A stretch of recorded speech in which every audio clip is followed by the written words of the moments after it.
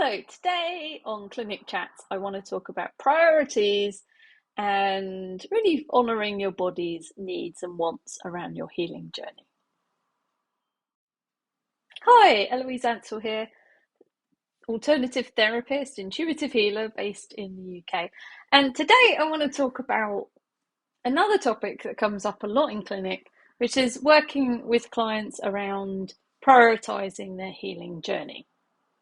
So, this really pinged for me the other day because I was on Zoom with one of my clients, uh, and she said, "I've decided to stop all my other. I've decided to stop all my healing modalities that I've been doing because I feel like I've become kind of dependent on them, and I want to see how I can do without them." And so I joked that I'm like, "Okay, we'll stop the Zoom here, and I'll give you your money back." And she's like, "No, no, no, not you." But she had got to a point where, and I think I spoke about this in a recent clinic chat, where there was this energy of like getting into the habit of doing all these healing modalities and wondering why after a few years, wondering if after a few years' time they were still relevant and needed. Because there is a huge thing that can happen in your healing journey where you get kind of dependent on your therapist or your healing modalities.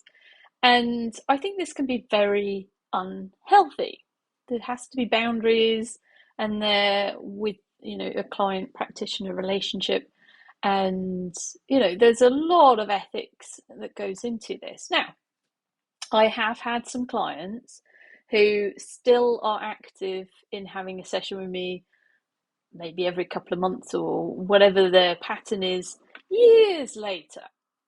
But I really keep an eye on what is going on with them. Their body will say, I need a break every now and again.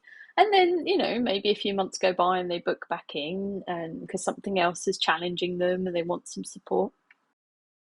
And I will look at that relationship and that dynamic. And if people are getting too dependent on me, or it feels like the relation, there's something shifted there into more of an unhealthy space, I will stop, that relationship and suggest they go to someone else. Because to honor them and do the best for them, I need to make sure that we're both in a good place and that there's boundaries and things. However, I get loads of people that just come for 1 or 3 sessions and then disappear, which is also healthy. And I know loads of my clients who, go and see a few different therapists for a few different modalities. And they might just have a bad back and go to their chiropractor or an osteopath for a while, and then they don't see them for a bit. And, meanwhile, they're having some sessions with me, and then they go off and do something else. That's fine. Ask your body what would be the contribution and what would be the best thing for you in your journey, and listen to what it says. If a random modality pings your attention, ask your body, hey body, would you like to receive a session of this? And if you get yes, then go through all of the, you can muscle check for it, do whatever you want. But you could go through the therapist and the directory and go, okay, body, do you want to see them? No. Do you want to see them? Do you want to set up a yes, no with your body, and work with that to get what you need. Because I meet people all the time. They're like, "Oh, I was really drawn to this system," and I actually had a client the other day. I'm like, "Your body really wants some acupuncture. Like, I think that would be a real contribution." Now, I can kind of do that, but I don't have all the knowledge of it. So sometimes you need needles stuck in you. You need to go and see an acupuncturist. And I'm like, "Your body would love some acupuncture." And she's like, "Oh, I tried that once. Didn't get on with it." And I'm like, "Might have been the therapist. Maybe have a look and find someone else." And it might, I'm sure that therapist, that acupuncturist, did help her, because you're always going to receive something, but there could have been someone else who would have been just a better mix of something, or maybe had a life experience or something that could have brought a bit more to her journey. So sometimes we can get into a habit of staying with a modality longer than we actually need to. Um, I know of clients that will still go and have, I don't know, reflexology or something on a regular basis. Now, if that is helping your body and your body is craving it, great, go do it.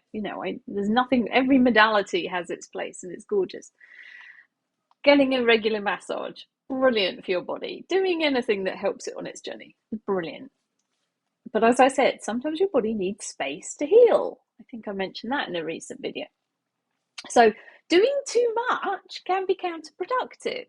So if you are doing 5 different modalities over the course of a week, your body might just want a few months of nothing.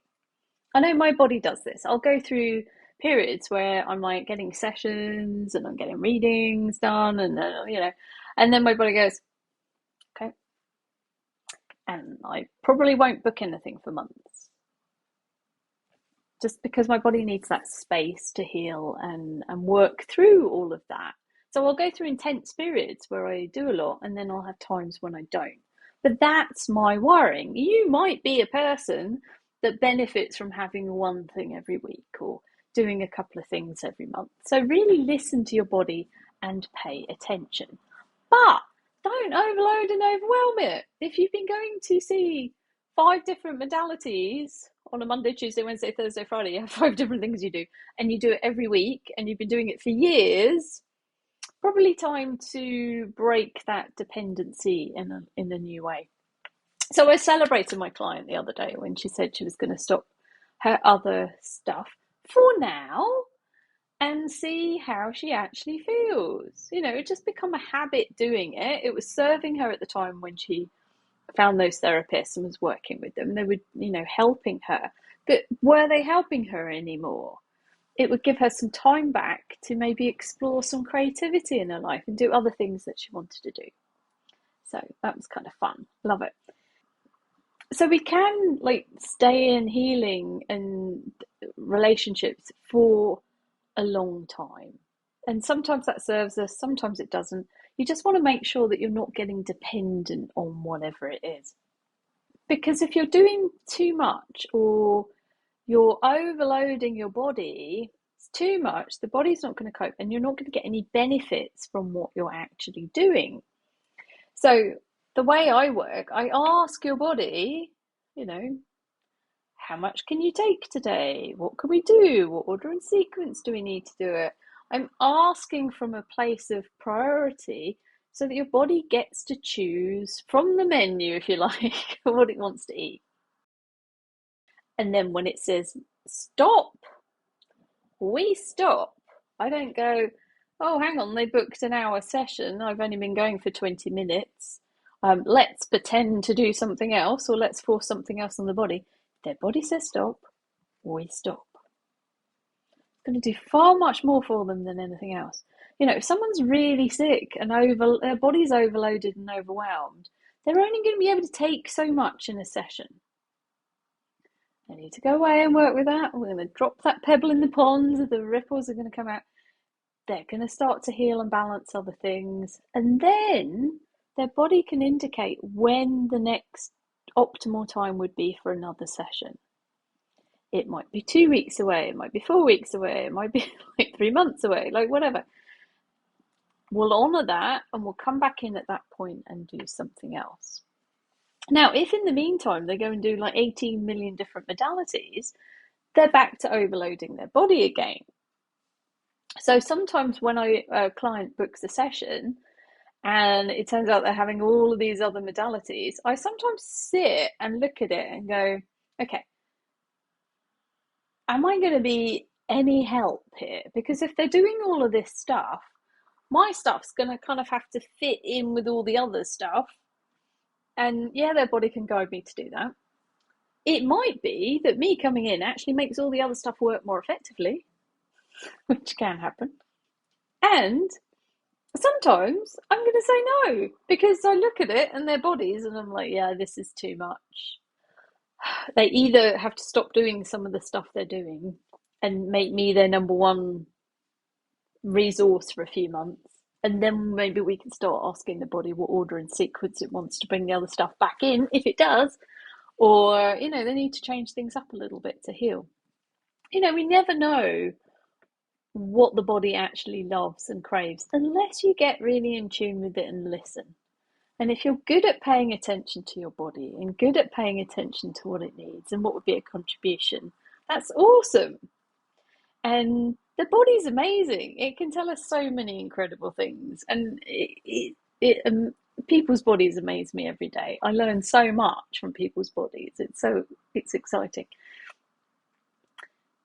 But we don't want to overload and overwhelm the body. It's too much. The nervous system's going to get fried. It's not going to take any of it in. It's not going to do anything with it. You've wasted your money. You've wasted your time booking. Now, that doesn't happen so much the way I work because your body knows what else you're doing. It knows what's going to happen in 6 months' time. It's amazing. It can work through all of that and clear out all the gunk and get to what it actually needs. But if we're doing too much or we're expecting too much from our bodies, it can be just too much. Like when we get overloaded and overwhelmed. You get those days when you just can't see the wood for the trees. You have to sit and write a to-do list, and you have to sit and work out like everything that's on your list and sit and prioritize it. Like, what's the one thing I can do? What's that next step I can take? Because there's too much going on. It's like moving house and you've got to pack. And you've got to do this and you've got to do that. And it's like, okay, let's calm back. Let's write a list. Let's start to prioritize. That's what the body does. When it's overloaded and overwhelmed and is really sick, it's like, it just needs someone to come in and go, would you like me to write your list for you? Let's calm it down. Let's write this list. Let's do the first thing on the list. Okay, go away for a couple of days or a couple of weeks. Come back. Okay. Is that next thing on the list still a priority? No, okay, you've taken care of that. Great. Let's do this next one. And slowly, or sometimes quickly, we can clear through that to-do list. And your body is just going to go, okay, now I can be out in the world and have fun and be full of joy and do all the good stuff. So listen to your body. Ask your body. If you've been stuck in a pattern of Monday going to your osteopath and Tuesday going to your chiropractor and Wednesday going to your sit and look at it all and say, do I need all of this? Have I become dependent? Is it too much for my nervous system? It might not be. Your body might love it and crave it and do all the good stuff with it. But have you outstayed your welcome in a way? It's like you've been to that party for many, many years. Is it time to shut the door and leave? Or open the door to leave, to shut the door. You know what I mean? It's like we can overstay our welcome at the healing modality party. We can become dependent on our therapists. Or we get into a different dynamic with them. I love my clients. Like I absolutely, hands down, and every person that comes to see me, I could easily hang out with in the pub for a few hours. That's, they're all fascinating. They're all wonderful people. I love them to pieces. But as their therapist, I'm not their friend. Now, okay, some of my friends have sessions, but we have some separation and boundaries. And occasionally, like once in a million blue moons, someone tries to go from the pot of a client into my friend pot. That's a very tricky thing because of boundaries in clinic. So this is something else. I could make a whole video on these things. When I go and see someone, be it for a massage or for a healing modality or anything, if my therapist or the alternative, whatever they're, spends the whole session talking about themselves, hang on, it's all about me here. I'm the one in the session. I'm the one that's booked it. I don't want to know about you, with the deepest respect, because we're not friends. I'm paying you for a service. I want to lie back and relax and receive. I do not want to hear all your problems because I come to you with mine. So, yeah, occasionally in a session, I will share a personal story because it gives them awareness or understanding of what we're looking at. But I won't overshare too much information. You've got to have boundaries with clients. So if your therapist is stepping over those boundaries, or you feel uncomfortable when you're going to see them about what they talk about, or they just talk about themselves all the time, or da, da, da, da, da, it might be time to leave that party. It might be time to find someone new. Anyway, hope this has been of interest. If you want to get in touch, find my details below.